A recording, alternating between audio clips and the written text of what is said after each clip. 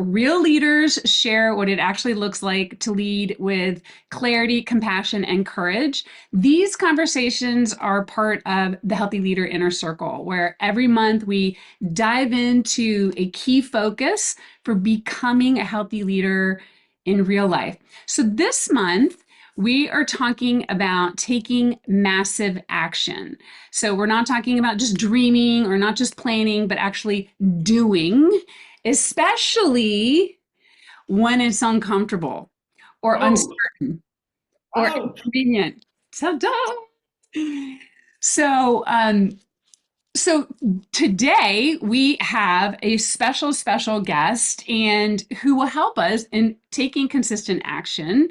And so I want to introduce to you, it is my privilege to introduce to you Bob Molle, who has lived one of the most fascinating and inspiring lives that you will ever hear about. He is a man of humility, depth, resilience, and big hearted grit. So you'll see that he's a candid Canadian, a 6'4" powerhouse. He is a silver medalist in wrestling and Grey Cup champion. And 2 weeks before the Olympics, he was hospitalized with a severe back injury. A chip disc was in excruciating pain, but instead of withdrawing, he competed and he won silver. He is also the author of Get Comfortable Being Uncomfortable. And this book I devoured. It is packed with stories, mindset shifts, and practical advice on how to get comfortable being uncomfortable. So, Bob, thank you so much for being here. We are honored to have you here. Thank you very much, Tracy. I think you and I will have a lot of fun today, but you didn't use the word crazy in there because I've been told that a few times. So you might want to set the table properly, right? Let's do it. Let's do it. I'm Tracy Trouble. You're Crazy Bob, right? So let's do it. So, to start off, I wanted to ask you to share just a little bit about your journey, right? You've got football and wrestling and recovery and reinvention and now leadership and coaching and consulting. So, tell me a little bit about your history and maybe some key turning points for you up to this juncture. Well, yeah, everybody knows about the good stuff, but there's a lot of dips and ebb and flow, I would say, on the journey, right? Which a lot of people don't talk about, and we should talk about it because everybody talks about this perfect lifestyle, and I'm just going, yeah, I was the guy that was. I had dreamt all my life about going to the Olympics, but I'm only 21. I'm the youngest guy on the Canadian Olympic wrestling team at 21, and because the average age is probably 27, 28 for around the Olympics, I'd say mid 20s. I'm Mhm. 21 and watched the opening ceremonies. It wasn't the way I planned it. And I had unfortunately a ruptured disc in my back, and I had no choice. I had to have surgery. So I actually watched the opening ceremonies from my hospital bed in tears. So it wasn't a great start. And that was like a full impact thing. I'm going, how could I be like this? How could this be happening? This is the dream of my life. And you're watching all the athletes walk in on the stage. You just go, that's supposed to be me. Here's the ugly part of it. Canada at the time did say, well, you're not going to make the Olympic team because you're in the hospital bed. You didn't that. You didn't get your sweats. You didn't get anything kind of thing. You're supposed to be down in LA for the Olympics. And I just kind of went with the mentality. I had some great people around me, which you and I will talk about. It's just the relationships, right? That that helped me get to the next level and stuff. One guy would come on and walk to it was probably a huge turning point in my life because I just got out of surgery. I'm literally a couple hours out of surgery, and kind of a father figure that I had. He was from just on a border town, Blaine, Washington, and his name was Gene Kaniski, and his son is my best buddy. We've been together since, like he told me this morning, he's that guy that phones you every day, and we've been together since we were 18, right? I can't even divorce him yet. And his dad walked in, and I just come out of surgery, and I'm literally a couple hours, I'm just coming to of that, and out of the pain meds. Bob, we're not human. Come on, let's go show him. We're going to go out. Let's go. And he says, what do you want to do? And the exact words I said, Tracy, to him is just like exact words I said to him. I said, I would just like to go to the bathroom. I'd like to go pee. How exciting I am. I've been under OR and stuff, and I know I got to go to the You gotta bathroom. Come on, let's go do it. Come on, Bob, we're not average. We're going to this. And I took one step. I thought, hey, I'm drinking the Kool-Aid, right? I got up, took one step. I didn't even get my hands in front of my nose hit, broke my nose, bleeding all over. The nurse heard the thump on the thing. What's going on? What happened? He can't walk. He just came out of surgery. I was just taking him for a walk. You can't do that. And he goes, and then he walks up and he goes, Bob, let's go try that again tomorrow. See if we can do better. He I, came every day. I So love that. 1 week in the hospital, 1 week up at the university training, see what that, and 1 week. And you got to have a little bit of luck coming, your lady luck coming your way, because the super heavyweight match was the Olympic final was the last day of the Olympics. Perfect. I would just, it couldn't have went any better, right? By the time I got there, past the medical, past the physical, and I can't be on any drugs or painkillers at the same time. So they're testing me like crazy, but big turning point in your life. You got to go, okay, not everybody's on your side right now.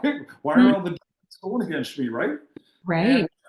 turned it into a positive moment. Then next thing I'm on a Olympic final and I'm going 21 years of age. And I remember some media guy coming up to me, Tracy, and saying, the viewing audience for the super heavyweight final is about 575 million people watching. Yeah, I come from a little town in the prairies. I get mom and dad usually came watch me for wrestling. So just the impact of it, right? Right. Yeah, so great adventure, and then came back, and I was the first Canadian to win an Olympic medal in wrestling in over 75 years. So plus the back surgery, plus everything, da da da da. So it was front page of the paper here and went, viral to say the Yeah. least, right? Yeah. Well, here's something I wanted to ask you. I remember reading that and thinking, holy schmoly, I got to meet this guy. And when I don't remember in the book him saying we're not human. So when you just said that, that was a little new to me. So here's my question for you. I think about the balance between being saying we're not human, like we got this, let's create a new belief system, push, push, push. And then also when you're over pushing it, right? So how do you create that balance or how do you recognize that balance? I don't think I'm the best person for that one because for that balance, I should have maybe taken it a little easy before. I would kind of overtrained all the time, right? Right.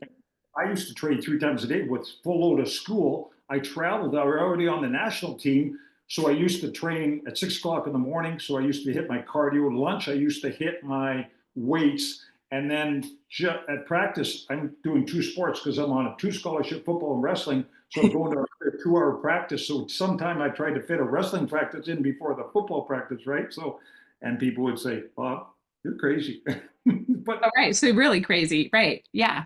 So then help me understand how you integrate that into your consulting now and your, your kind of philosophy on life in terms of like, I'm going to use this aviation phrase, going balls to the walls, right? yeah. Combination of a couple things. There's never one silver bullet for anything. I was very fortunate. You and I talked about this earlier, just surrounding yourself with good people.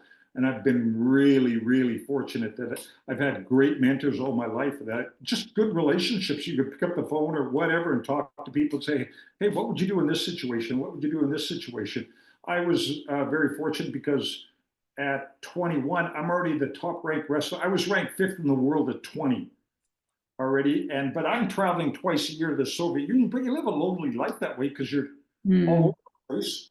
And one of the things, this is actually a great story.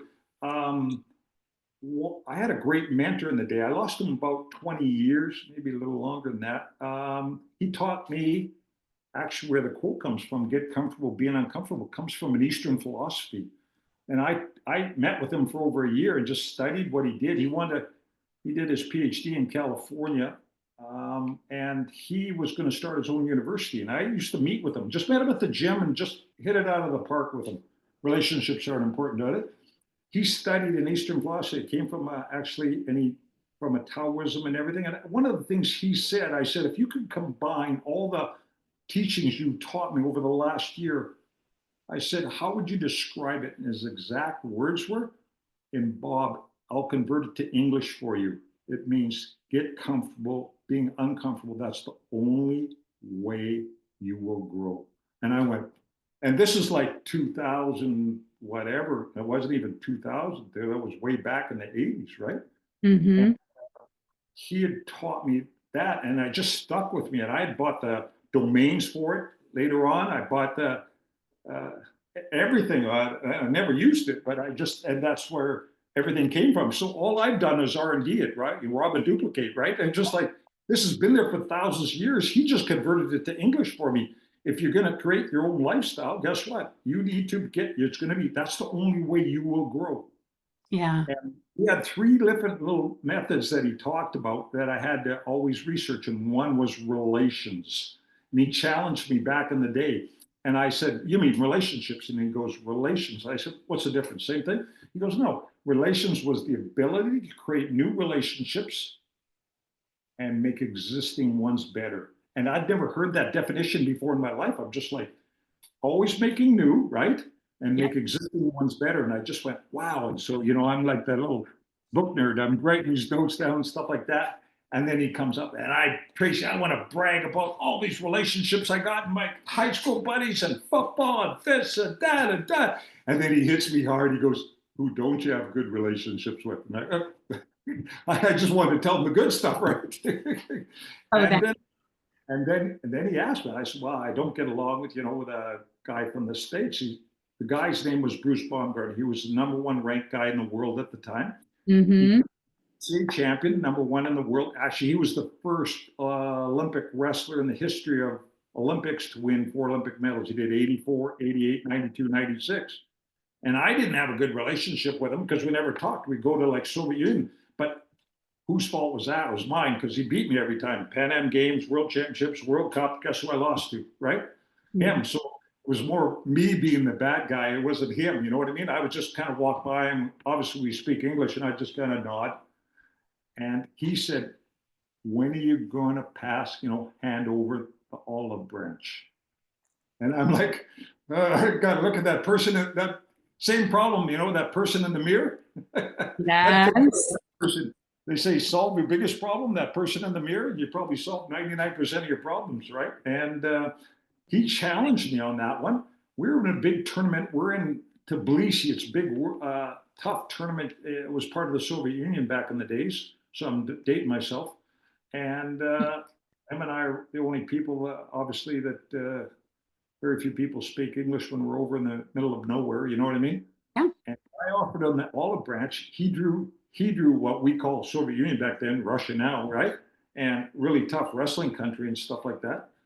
And I turned around and I said, Bruce, I walked up to him and I said, hey, you drew da da da da da. You know what I mean? Former Olympic champion from the '80 Olympics. I said, would it help if I could warm you up? He goes, Bob, that would be fantastic. Can I meet you over here at the mats, right? Mm-hmm. And that's exactly. And we went up, warmed up, and you talk about a relationship. And then I drew the East German at the time. He was a world ranked guy too. And he goes, Bob, you got that after I warmed him up. He won his first match, comes over me. He returns the favor.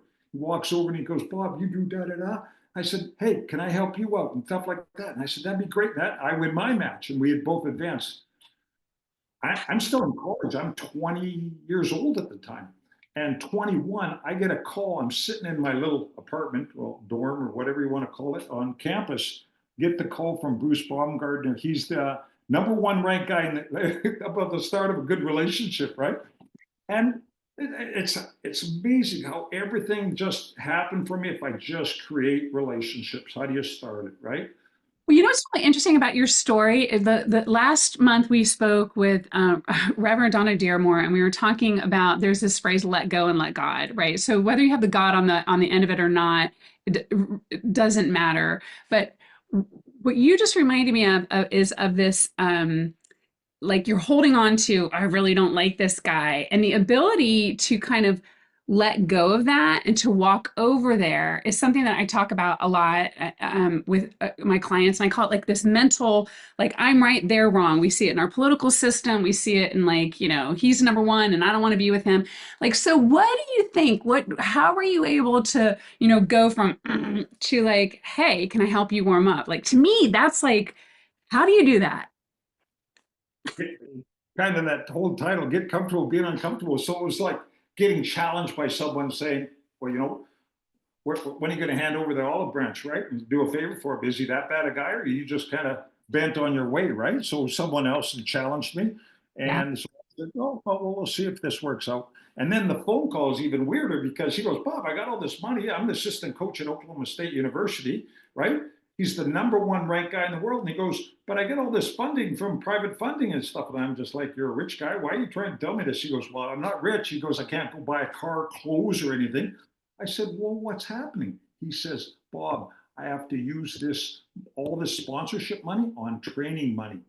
I want you to be my training money. And I'm just like, got the #1 guy in the world calling you up.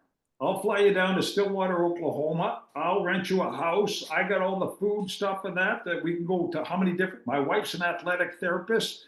He says, I got a tape on every wrestler in the world. How about you and I get ready for the Olympics together? Wow, wow, wow. How's a relationship start, right? And him and I train like madmen. We go down to Oklahoma State and we start getting ready. We sample out every single person.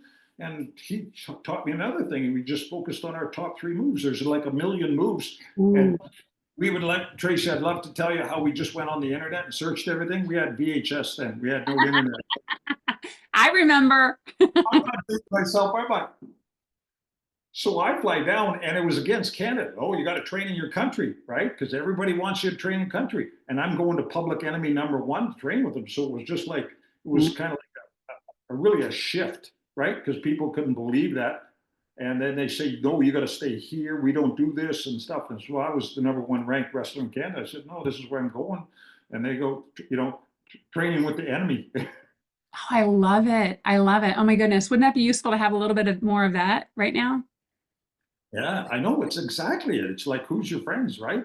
Right, right. Well, so here's my other question for you. So you're tapping into something that you and I also have in common. That's being Gallup strength focus, like really helping people focus on their strengths. So, so one of the things that you said is that they challenged me, right? So someone challenged me to level up, right? So again, creating relationships.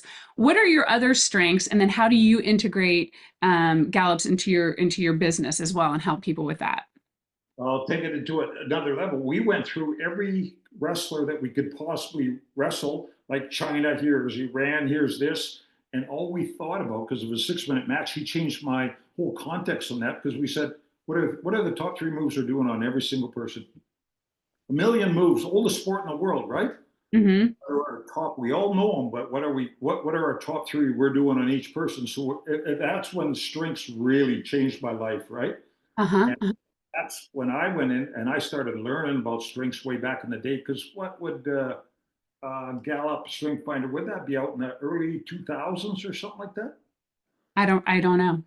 And I went and grabbed strengths and I just started focusing on that and not, it's kind of like, I call it the report card theory, Tracy, where if I had 3 kids, now I've got 5 grandkids. Now when you turn around and you go, and daughter comes home with a report card, right? Grade 10, whatever, comes back, and you got 4 A's and an F. What do you think the parent teacher interview is going to be all about? The F. Yeah. This was all, and I could see my daughter. She works, she does Lululemon and works in the marketing department in Australia, right? And she designs stuff. I'm colorblind, so I can't even see anything. And she was just, Dad, what's that F on? It's calculus. I hate it. I hate the teacher. You know what I mean? And if I do that report card and I focus on the F, which most people do, it's kind of the way the educational system does it, right? Totally. Yep. Take away your cell phone. You're not going out Friday night, and you're grounded. And I'm getting your tutor. So now she hates the class. She hates, you know what I mean? She Yeah. hates, You, right? Herself. and she hates me now too. Right. Yeah. It's just a different concept. I'm just focusing on what I'm good at. And that's where Gallup, I just went into companies and I started doing Strength Finder on companies. And I said, a lot of people didn't know how to hire people. And all I do is put teams together. I started doing it. When I was 25, I was already the head wrestling coach at a university where I was playing pro ball. I go from one practice to the other. I was the head coach of the wrestling team at the university. And then at the same time, I was playing pro football. So I just found strengths. I just looked at strengths differently. I said, what can I do with that person? Oh, I got this, and this. And it would just it changed my whole thought process. I didn't have 20 things. I just focused on top three, right? And Right. I'm a And maximizer. Maximizer, all they want is good to great, right? good to great. And what is your top strength? Maximizer number one. You've never What's heard of that before, right? what's yours? What's yours though? What's your personal Gallup strength? Max, Maximizer. of course it is. Because that's what are the rest of them? Number two, individualization. Same thing again. Guess what it's talking about? Strengths, right? Yeah. Three, ranger. I'm kind of like a field general. You know what they call a ranger? I don't know if you ever heard a Gallup person talk about an arranger. They call it a poor man's strategic because Oh, ooh, we don't think of 30,000 foot level. We're field generals. We like to move people. So I move people in the right spots. That's what I do with companies, right? I like that. I had not heard that. Okay. Because you know what? I have to say I have a little envy about strategic. So I'll have to see where a ranger is on mine. Yeah, well, my wife's number one is strategic. She'll always talk about 30,000 foot level. Hey, where should we take the company? Oh, let's go. Well, we should maybe go into Mexico, then this, then the States, then this, then this, And I'm, well, what about the people? You know what I mean? So I'm always about the people. Yeah. What a great team. Coach football for 25 years. Move that guy there, move this guy there. Wrestling. Will you see him at one at this weight? I can do that at that weight. Just move people around. That's what a ranger does and stuff like that. Harmony. I like everybody to think and work in the same thing, right? Woo, win others over, right? Yeah, that's not surprising. Those Yeah. those are not surprising. Yeah. So, so what about when a company brings challenges to you or an individual that you're coaching or working with, when they're bringing challenges and you guys are and you're going over your strengths, how do you integrate that like on a one-on-one level besides pointing out and saying, here are your strengths, this is how you can use it. Like what's a little bit more depth under there? Well, it's actually a perfect time to do it. I just did a seminar. I had 10 CEOs just hire me, and they wanted to know about what I was doing because they heard it through another company. So they're all own their company or CEOs of the company, and 10 of them got together, flew out to Victoria here where I live on Vancouver Island, and they wanted to spend a whole day on a retreat on it. And I brought that, and I just had it last weekend. And I didn't know how it was going to go because I've never done an 8 hour retreat. I like 1, 2 hours and then I'm out of there, right? Right, right. We went through, Todd, this was fantastic. I'm just going, you sure? A day with me, people would be ready to come on, go on some kind of medicine or something like that. Prozac 3 times a day, you know what I mean? Minimum. But we knocked out of the park. They were so interested in the stats because they're always analytical and everything. So they love the stats, they love that. But the biggest thing they found out, because I obviously attached their personality to it too. And I said, here's what your personality is going to be like. Here's this. And they go, you nailed me to a T. And they were just like, wow, this is unbelievable. It I is. think the key, Tracy, is once I went through the strengths and they found out their strengths, they're more aware of it and they can utilize it better. And well, yeah, but what am I weak at? That's not what this is about. This is That is about. always the question, isn't it? I'm just trying to say, focus on your strengths. You got 1 through 5. It's kind of like a Pareto principle, 80-20 rule. Focus on your strengths. And a lot of people don't even know it, right? And so once they're aware of their strengths, they start utilizing them more. It's kind of like strategic. Everybody wants strategic, right? And Right. and they want the 30,000 foot view and stuff like that. I find strategic actually sometimes bad as a lead. It's great, but they need to tempo it down because the biggest thing they talk a lot. People don't even get what they're saying. And Right. they stand there and they're going, you can do this, this, and this. They've got multiple ways of solving problems. So they're going, you could do this, this, and this. You could do this, this, and this, or you could do this, this, and you could also. And people are going, where did you get all these ideas from? You know what I mean? And Uh-huh. to really dumb it down, I think, just because people that don't have strategic don't pick it up. Right. That's interesting. Very, very interesting. And so, just for my own personal edification, often when you said, "What are my weaknesses? What about my weaknesses?" I just was working with somebody who's retiring from the military, commanding general or commanding officer, right? And he was like, "My communication is down really low." He's clearly a strong communicator. So, what do you say to people who are like, "Hey, what about this?" characteristic that I thought that I was good at, and it's at the bottom of my strength.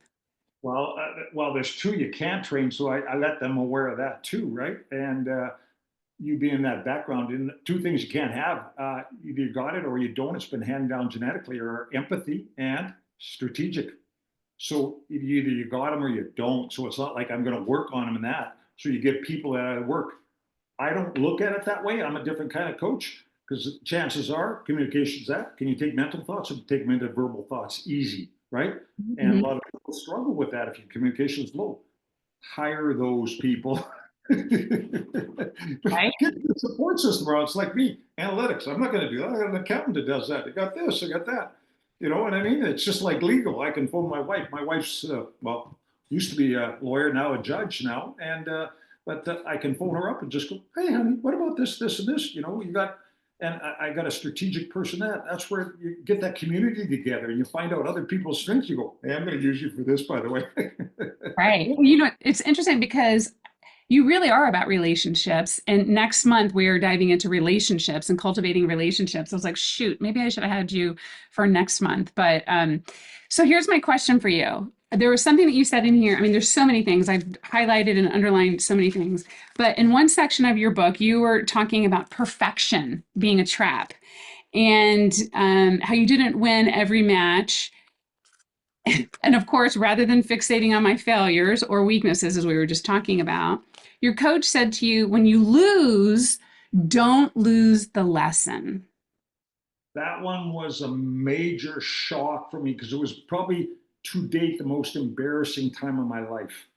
Mm. I'm back. I'm still in university. I'm finishing up. I've already been drafted pro football, and I'm still 21 years of age. Football season's done. Wrestling season. I'm finishing my degree. I'm going pro football, and I'm just finishing up my degree. I'm still wrestling for the university team though, and we're down Washington State University, Pullman, Washington, and their heavyweights ranked in the top, say, 3, 4 in the country. I've wrestled them probably 5, 6, 7 times, beat them every time. Big boy though, 6'6", like 360 pounds. You know what I mean? And ranked in the top and that. But I've been handled them pretty good all the time. They got a battle royal, Olympic silver medalist coming, so they sell out the basketball stadium. They got the 15,000 around that because the super heavyweight, they want to have the big battle royale. And then around that, they got the school cheerleaders, and around that, they got the school band. You know what I mean? And then a A little packed house. pressure. And they're all waiting for this for the heavyweight match, right?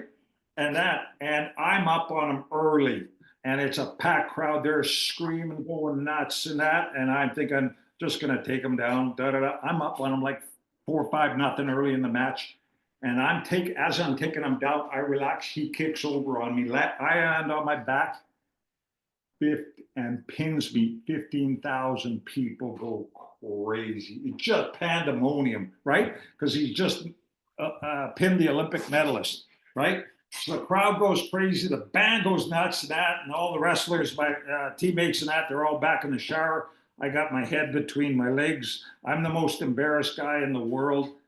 And I remember my coach walking by, and he just kind of slowly walked by me and he goes, when you lose, don't lose the lesson.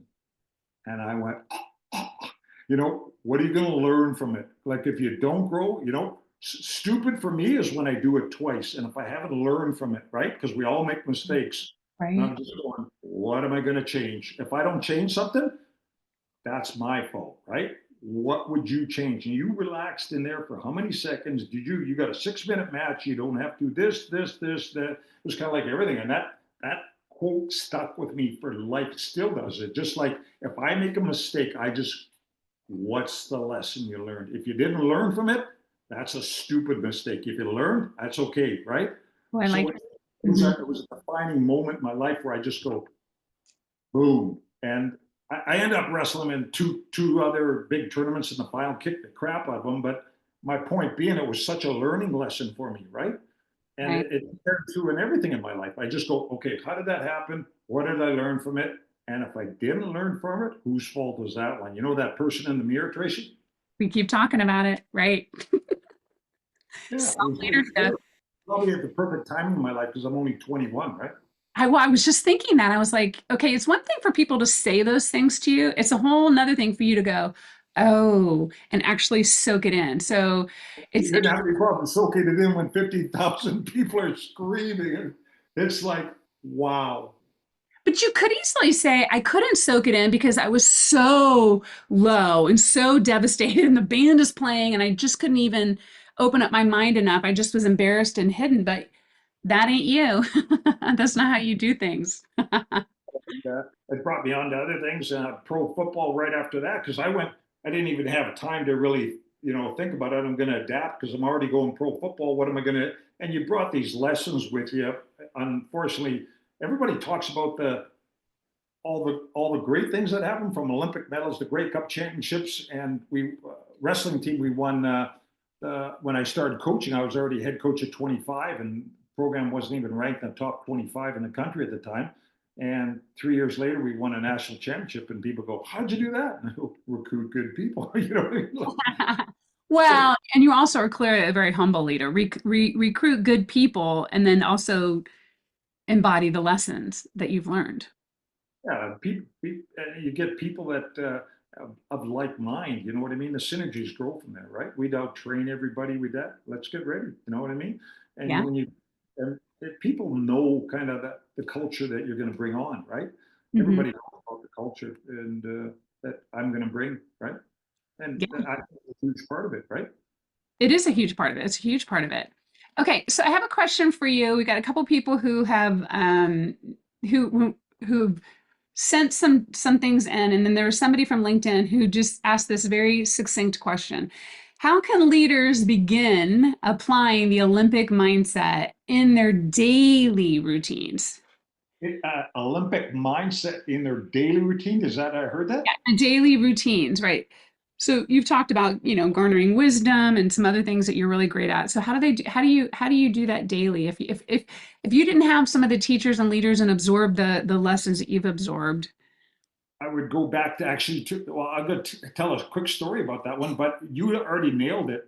I would find out what their strengths are. It's the first thing I do with any C-suite. I take on a company, a CEO goes, Bob, I want to know what my group's all about with that, what their personalities and that. So it's the first thing I do when I get hired on. So here's a more important piece I think that kind of brings it all together is since I was in Canada and I was already the top ranked athlete in Canada for wrestling. I'm at 20, I'm already fifth in the world. So and then they assign a sports psychologist to us, which Mhm. I never experienced. So here's what they did with me. They went and researched all these people and sent them notes or something like that and had phone calls with them and interviewed them. Why is Bob Molle so tough to wrestle and that? And people go, why that? And then they'd comment on it and they taped all these different things on it. And they came back. It's again back to strengths where it's actually everything was going full circle for me. It was just like at the same time, I got a sports psychologist.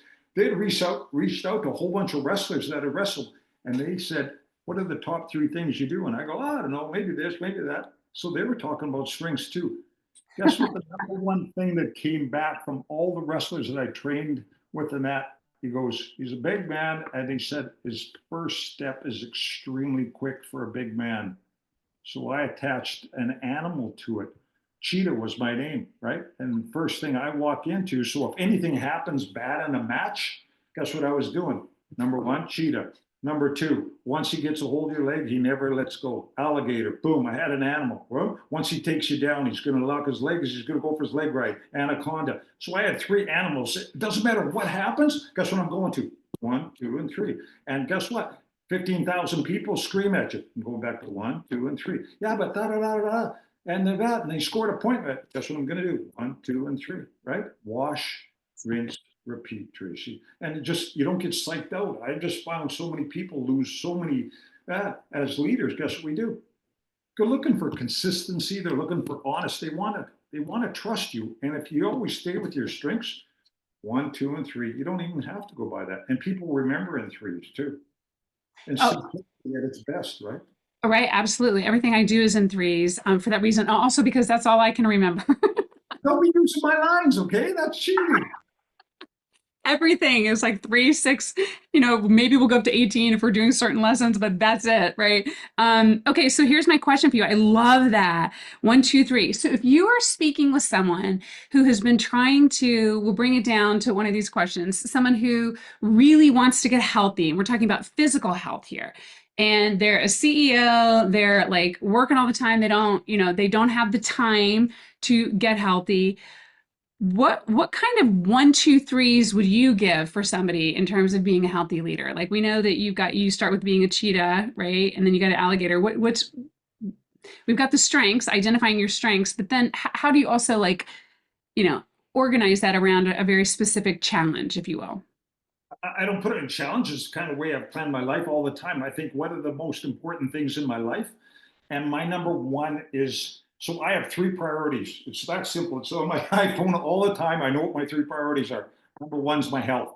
It's like I go to, you and I were talking about this before in the gym. I bike everywhere. I guarantee I'm the only crazy person across Canada and North America. I got bikes in every city. I got clients. So I fly in there, got a bike, and I bike up and I show up in a pair of sweats, and they know here's what I'm all about, right? And Right. yeah, I got guys in certain cities. They go, he's going to be there. I'll pick him up at the hotel at 6 o'clock in the morning, and we're going for a swim today. We're going this and that.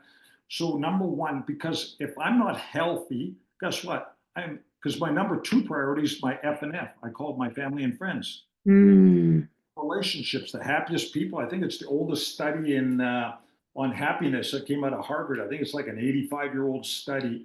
And the happiest people, guess what? Have good relationships. I keep in touch with all my relationships. I'm anal about it. So number one, but I can't have these relationships if my health was. So which one comes first? So I prioritize it. I go health first. Boom. If I take care of that, my energy level's good, right? Because Mm-hmm. guess what? In the Eastern philosophy, it's about your energy. What are you bringing? Did you energize people or did you suck energy out? You know that person that sucks your energy out, or did I ignite them? Right? You bring your energy to it, right? And in Eastern philosophy, these have been there for thousands of years. I didn't invent them. I'm rob and duplicate. I'm R&D, right? I And love that. they've been doing it for thousands of years. Why can't I just replicate what they're doing? Love it. Love it. So first one, my priority is always my health. So I plan out a part of that day is my health, right? What am I doing for a day? Am I going for a bike ride here? Am I going to do this? Am I going to do this? And then at the same time, I'm going for a bike ride. I can double up because I can just click on a book and I go listen to the book on a audio file, right? Right. And I'm done with it. Yep. then interested, then I get my workout done. That F and F, family and friends, what needs to be done, who needs help, who needs support, right? And then number three is really, I talk about my businesses. My number three, I got three different businesses. I got a speaking engagement, I got a consulting firm, I got a this, you know what I mean? Got a I new book. And so I prioritize that. So if I just think when someone screws up, they don't prioritize shit right. Well, so I have to share with you, I don't know that we've talked about this. It's like, so not only do I do things in threes, but I also have 6 different models that go under the Healthy Leader Operating System. The number one model is the 3P relationship model, and it's private, you taking care of yourself, your relationship with yourself, as you've just Okay. referenced, health. And what, Private is the first one. So it's mental, emotional, and physical. So you just talked about health, but you also said, who's the most important person is the one you're looking at in the mirror, right? So that's the foundational piece. That's the private. Then one layer out is personal, F and F, family, friends, maybe even colleagues, whoever the people you love the most. And then the third layer out is professional. So it goes private, personal, professional. I just use different words, that's all. It's just different words, right? For right. And so basically what I heard you say, it's non-negotiable, right? Like you take care of yourself, right? You didn't put professional first. You don't wake up and look at your phone, right? Or maybe you do if you've already prioritized when you're going to do your health, but that's what I wanted to hear. You Yeah. cheated. Yeah, that's really cool. So I have a little bit of a surprise for you. I want to tell you, I have to share this with you that I spoke with a colleague of yours and asked him about any questions or what he thought I needed to ask you, and he wrote this huge, very Am I long. allowed to ask who this colleague was? This was somebody who helped you write your book, Abe. Oh, really? Hey, Yes. interesting Yes. fact.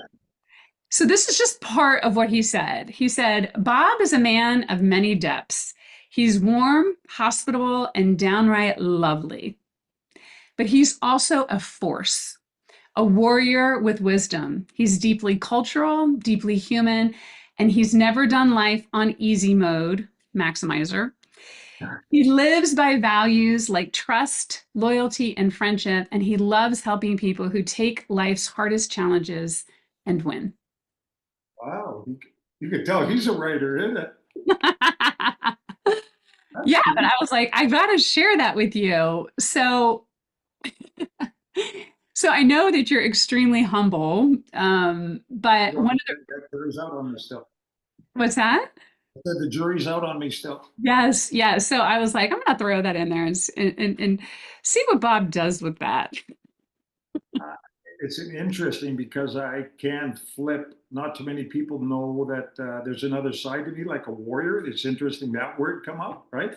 When I'm training, like I did all kinds of crazy things. Like I didn't get me excited. I didn't want to try it, right? It was like Olympics got me excited. Winning the Great Cup got me excited. Starting a wrestling team that wasn't in the top 25 got me excited.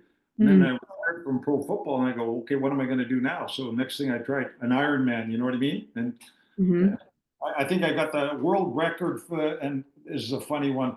I think I got the world record at the Ironman for the most people that passed me on the run because I'm in the hot tub after trying to finish up after an Ironman, and I'm talking to everybody. I'm, hey Tracy, how's it going? Hey Bob, how you doing? Hey Susan, how you doing? Hey John, how you doing? And this lady looks at me. She goes, "Are you from here?" And I said, "No." I said, She goes, "How come everybody knows you?" I said, "They all passed me on the run." And then come back. I was such a big guy doing an Ironman. I'm 6'4", I'm probably at 245 when I did Ironman, right? Came down from football when I was over 300 pounds. And I stand there and he says, I picked you out from about 5 miles away and you were the target I wanted to pass you. And I go, oh, thanks a lot. and you got bigger and bigger and bigger. Then come on. Hey, big guy, how's it going? Oh, not that good if you're passing me. Right, right. Let me just ask you, I've got a couple of quick questions here or comments, and I'm going to organize these. One of them is from Layla. She says that she knows what she should be doing, but she keeps hitting a wall when it's time to act, right? So when you say hit a wall when it comes to act, is that, did I hear that right? Yeah, when it comes time to do it, when it comes time to act. Yeah, a lot of people have fear of failure. I don't really have a huge fear of failure. I thought it was part of the process. Like it's kind of like when you lose, don't lose the lesson. What did you learn from it so you can go forward, right? And Right. so we got it's back to school. School drives me crazy that way. You know what I mean? That we talked about the report card. Yeah. Focus on the F. Oh, you failed. Oh, it's the worst thing that happened. No, it might have inspired you and said, "Hey, I'm going to do this. I'm going to do this." And so learn from it. It's a process, right? It's kind of like the first time you're a little kid, you jump on the bike. What happens? Fall down, right? What do? You get back on it. It's simplicity at its best. It's people got such a negative connotation about failure, right? And no, it's a process. It's part of the process. So I always thought that. You know what I mean? You always thought that. That's powerful. You also probably had some great parenting. It's interesting because I was going to ask you somewhere in here, you said courage isn't about being fearless, which I loved because I hear people say, okay, let's be fearless. And I'm like, no, no, no, no. It's not about being fearless. It's about having courage when you're feeling fear anyway. So what's one way that you can do that to get back on, right? To have the courage to get back on when life feels uncertain, when you're afraid of the big F word, failure. Yeah, and it was part of the process. It was even like college. I had a pretty good record, obviously, through wrestling. There, I think I was 100 and whatever, 139 and five. But the five matches, guess what? Guess what you learned? You learned like, what did I do wrong there? You know what I mean? It was a lesson, and I just went like that, and I swallowed it up like I thought that, and I said, what did you learn from it? Right? It goes back to the line we originally started from, and said and I did. I learned more from my losses and about what my body can do when you're sitting in the back, what your brain can do. You know, when you're in a hospital, you're there for 7 days back and you're supposed to be in the Olympics and you're supposed to be, you know what I mean? That's And powerful. yeah, Yeah. So it's not like how do you eat an elephant, really. I always thought, okay, let's do a little one bite at a time. Let's okay, what are we going to get better today?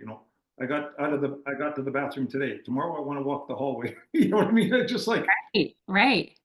Well, it's interesting because when I hear a question like that, and when they say they hit a wall, the very first thing I think is what I have a word I use called belie. What belief that's actually a lie that's holding you back? And what we're talking about is that failure is going to mean something about you versus it meaning it's a lesson. It doesn't mean that anything about you at all. It just means you tried something and you happened to fail at it. That's it. It doesn't define you. and not only that, but it was kind of like even me putting a program together for 10 CEOs on the weekend. I used to go in for 2 hours. I got to put 8 hours into on this thing. That's a lot of content, right? And Right. they're they're all owners. They want to come out of this thing with that. And I go, okay, let's put this together. I haven't done it before, but let's put 8 hours of content. The references came back glowing and everything, but unless you try it, right? Right. Right. Let What's me ask you, the definition of insanity? trying the same thing over and over again? And doing things that's going to be a different outcome. Yeah, so try new stuff, right? And that's what I've done. I'd like that, but I'm kind of a pretty good R&D person. You know what I mean? So Yeah. I look at who the top people are, and then I research the hell out of them. Right? It's kind of like I'm into a lot of negotiations, merger and acquisitions. I don't know if you ever heard of a book called Never Split the Difference, I think and you mentioned it to me. yeah, and just how people handle other humans, right, in negotiating. He's a brilliant writer, strategic person, and I grab all the top people in the world. I'm always listening to them, saying, "Hey, how can I up my game?" Right? It's interesting. You're talking about R&D, and D, and it was another thing that I highlighted. I'm looking for page 29 here, right? Will you just speak to the R&D, right? The strategy for life, right? It's not a strategy limited to wrestling. It's a strategy for life. So share what that means to everybody here. The R&D. Well, R&D start. Actually, I own the domains for that one too, because I everybody, if you went to 99% of the people, you said R&D, you know what I mean, research and development. Right. And it was, and all I wanted to do was find out who was the best person in the world at it. And then I wanted to go learn from that person. If it was in the consulting business, if it was in this business, I wanted to learn from them. So I used to research Living Hell, and I'd jump on a plane and go, "Hey, I want to take you over lunch. What for? Who are you?" You know what I mean? I wanted to learn from that person. And I always enjoyed the relationship. I enjoyed everything about it. And I could learn from these people, and they were the best at it. So I always researched. Didn't matter who the wrestler was, didn't know if it was this football. I had a gargantuan guy. He was inducted me in the Hall of Fame about 5, 6 years ago, and he was one of my only teammates that's from my line that's still alive, right? But it was the best lineman in our league and stuff like that. Massive guy, 6'8", 360 pounds. You know what I mean? And but we got along fantastic, right? We giggle all the time in practice, and just one of those guys. And then when we see each other, we just two big ogres hugging, and plus we kiss each other too, right? People aren't used to that. They see these two Sasquatches. It's kind of like going to the zoo, Tracy. You know what I mean? Everybody's going to see the polar bears, right? You know what I mean? Everybody's got to take a sneak at the bears, and we still hug and we still tell each other we love each other and stuff like that. And it's a cool relationship, right? And I got to learn from him, and I was very fortunate to get hooked up with him. Back to the thing, it's all the relationships that we kind of move forward that can really help us, right? Yeah. And I love how you emphasize that really it does start with a relationship with yourself, right? And taking care of yourself. And then you make this is what I wanted to ask you. When you're talking about your friends and your family, right? So you get your health, you take care of that, and then your friends and family. What does that look like tactically for you when you're like, okay, on the daily, when you're like, okay, I've done my health, we talked about that, and now friends and family. What does that look like for you? Well, I think a spouse. So I've been together, and I'm still in love. 40. We'll be together 40 years together. Congratulations. You write a beautiful chapter on Karen. So she's, as my friends like to tell me, Molly, you got an okay personality. You're not that good looking. You know what I mean? Like, Molly, you like over married big time. You know what I mean? Like, Ah, not that smart, Bob. You're not that good looking. How did you end up with her? Right. So my friends, but my partner for life, we don't even live in the same city. She flies in here on the weekends, really, and she go for a bike ride. She was in a court on a big trial, and so I just flew out to where she was, and I threw the bikes in the back. And as a judge, you're kind of in a different world. You're not going out for lunch with the lawyers, or you got to be very. Yeah. Yeah. And so throw the bikes in the back, and as soon as she's done court, got the bikes ready for her, and she's been my partner for life. So we just pop on that and we go all over the place, zoom around. She gets her exercise because she's been sitting all day. And then we Right. find a nice place to go out and have a nice dinner together. And we still laugh 40 years later, right? Laughing. That's a big one. Yeah. So I know we're getting up on time, but I have to tell you, I wanted you, speaking of your wife and how she saved your life, I'd love to hear that story. You did? And how many minutes? How many times has she tried to save my life or something like that? I was wondering if she just says, "Hey, can't we just put him to pasture?" You know what I mean? Okay, what are you doing now? You know what I mean? Well, I'm referencing the tsunami. Well, yeah, it started a crazy thing because she didn't like Christmas, not for the reasons you're thinking about. She didn't like giving the kids more presents and our kids lining up and, oh, I need a new whatever iPhone, I need new this, I need new Right. that. And kids would kind of line up and get all their toys or whatever, and not grateful or nothing. And I wanted my kids to have a little bit of, helping out the community and being supportive in your community. So we just canceled Christmas one year, and we said, "Where do you want to go?" They all got together, and they came back. We let the kids decide it, and they were only like teenagers at the time. They're all in their 30s now. Um, but they came back and they looked at all the wonders of the world. And the first thing they all came back and said they wanted to see the Great Wall of China because they could see it from the moon, I guess.